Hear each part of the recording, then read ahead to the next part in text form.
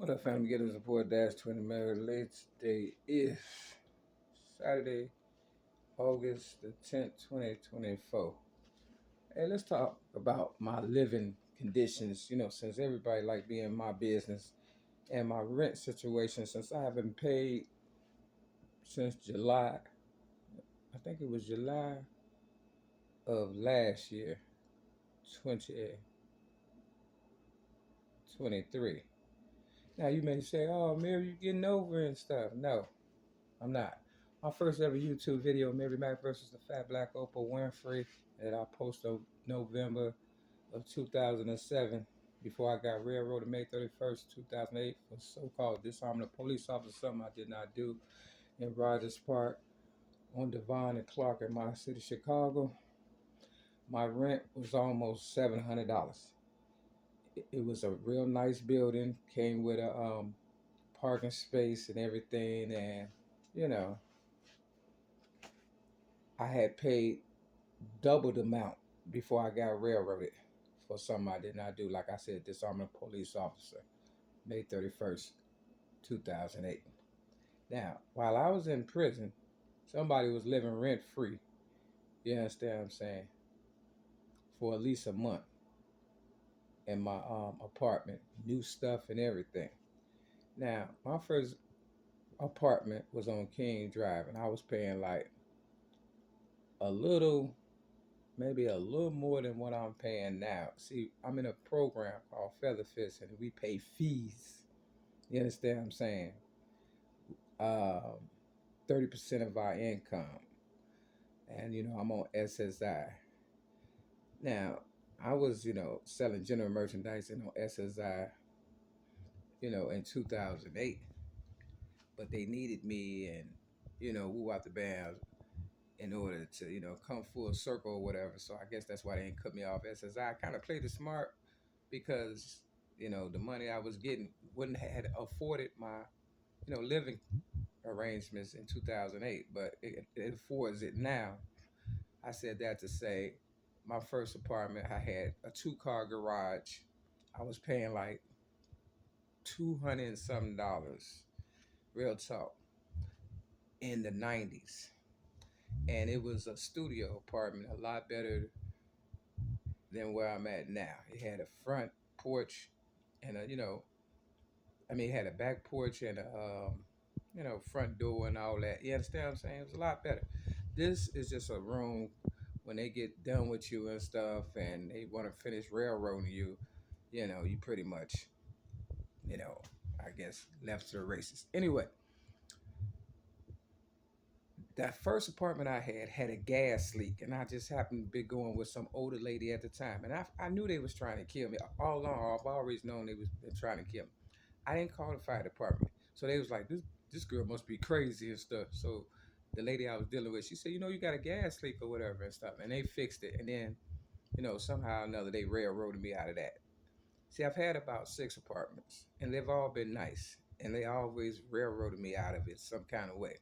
So now I'm at this trap building, 6210 South Kembar Avenue, Chicago, Minnesota 60637, and my uh, story has come full circle. Me being an originator of rap since the age of 8, 1975, not knowing my worth back then on my first apartment, when I was in my 20s. I know everything now, saying pertaining to me, and they know I know.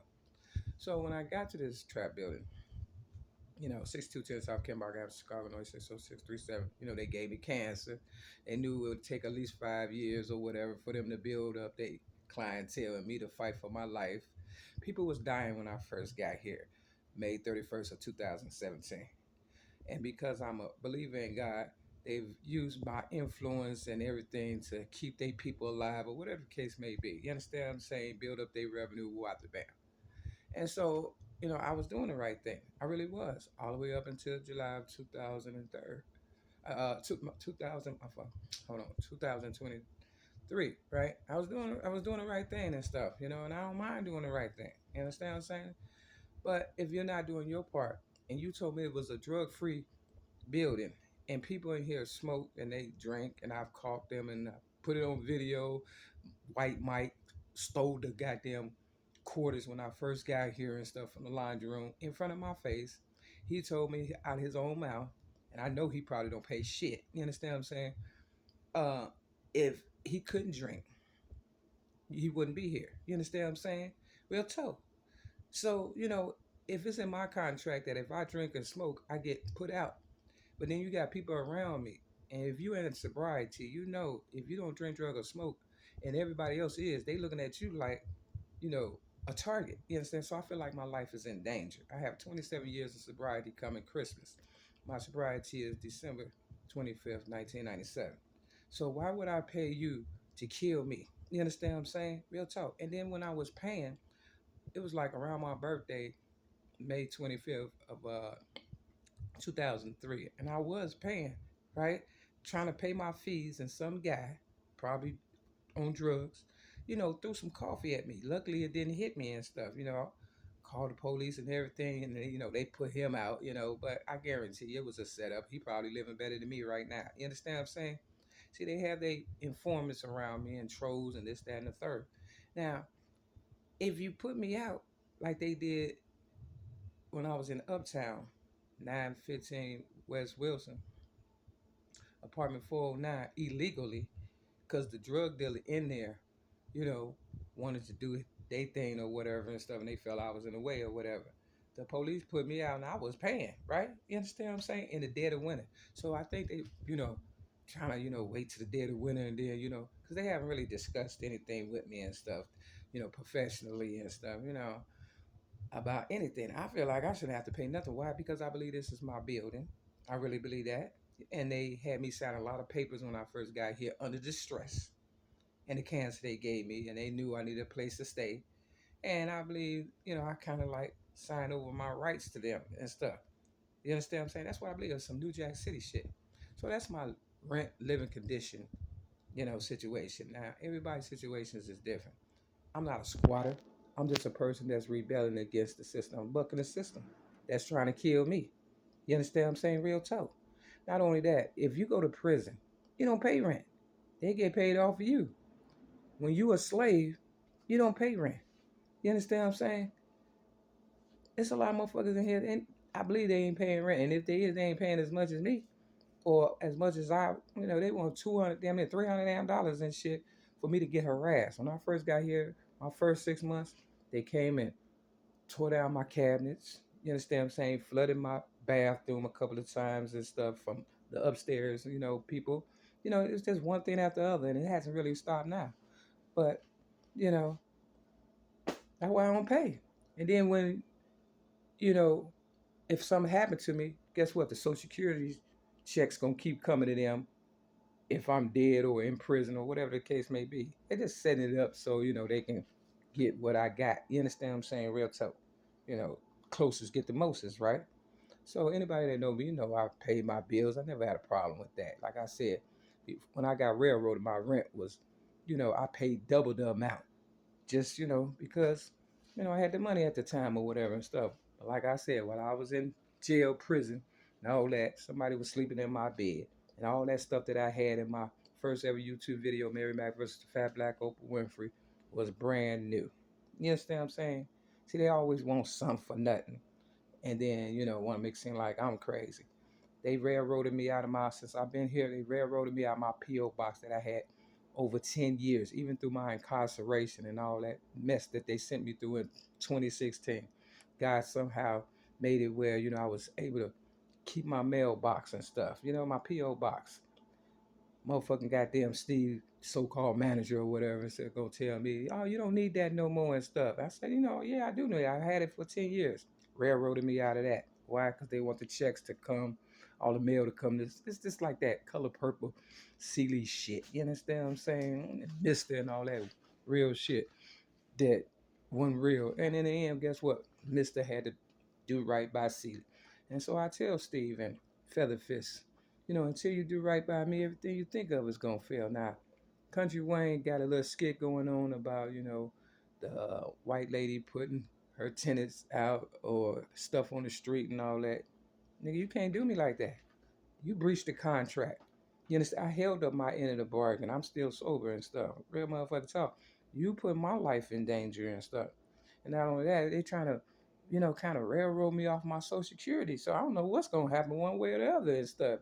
I know one thing, you know, if something happened, they get all this. You understand what I'm saying? Regardless.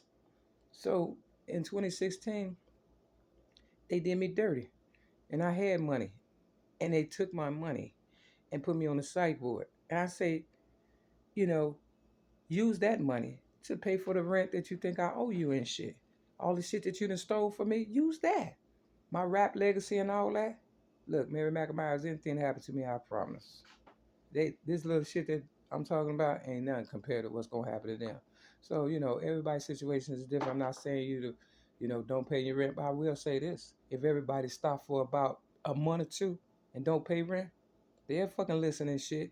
We need our reparations. That's what we need. Because rent is going up and everything's going up and the customer service is going down. I didn't come here to get treated like shit and pay you for it at the same time.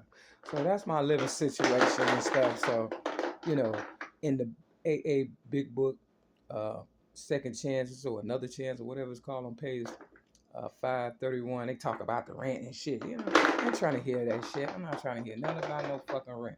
This the 7. If I was gambling, they'd be dead. You understand what I'm saying? You understand? I'm keeping these motherfuckers alive. They was dying when I first got here. Real talk. It's my strength and my higher power and my belief in God that's keeping their ass alive. Not feather fists trying to help them shit because they ain't trying to help them. Because they know it's more money in death than it is life. This is the 14. I'm the originator of rap since the age of 8, 1975. It's 21, you put it together. But you got the 7, the 4, and the 1. And that's 75. So you don't come at me with that bullshit. Steve, Stacy, people at Featherfish, I've tried to work with y'all. You don't want to, you lie to me in my face. You tell me, oh no, it's not a drug-free program when I wouldn't be here if it wasn't. That's how you got me in here.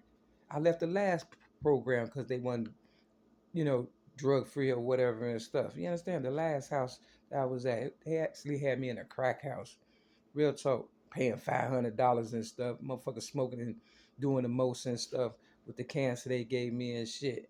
And I stayed there for almost 2 months and shit. I said, look, I appreciate it, but I gotta go. You understand what I'm saying?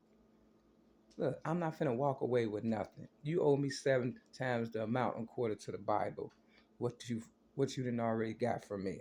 Now, we either gonna act civilized or take me to court, motherfucker. Real fucking talk. But if you put my shit out and you know damn well this is God for real, pertaining to me, you will never have no fucking good luck. So Mary McNamara, stay tuned to see what's gonna happen and stuff. Real talk. But you know what I'm original rap. Ain't no way in hell I supposed to be, you know, in some goddamn trap building and shit. They tried to kill me in 2016. And you think I'm finna pay you? Come on, man. I tried working with them, even under the circumstances. They just, ain't no love, nigga. Step the game up, please.